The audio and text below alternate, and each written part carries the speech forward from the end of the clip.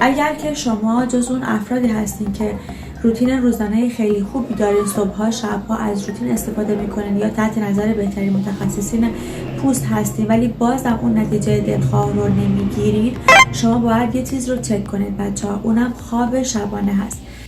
بله دوستان، خواب شبانه و یه سری مراقبت هایی که باید شما در طول شب اونا رو رعایت کنید.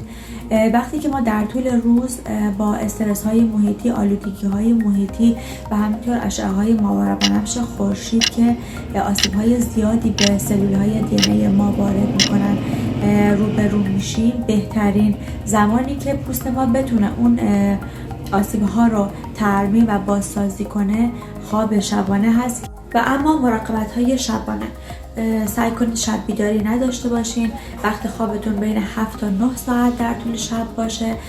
بچه ها قبل از خواب صورتتون نباید هیچ میکاپی روش باشه. شب بهترین موقع هست برای بازسازی و همینطور جذب روتین و مواد مغذی پوست.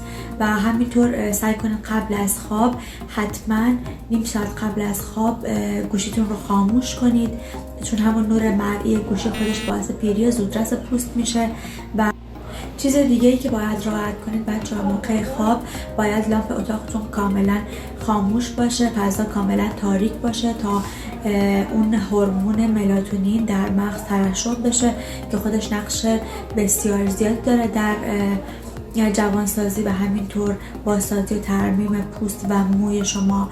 و سعی کنید از روبالشتی های تمیز استفاده کنید که حالا جنسشون از سیلک باشه که آسیب کمتری به پوست و موتون بزنه.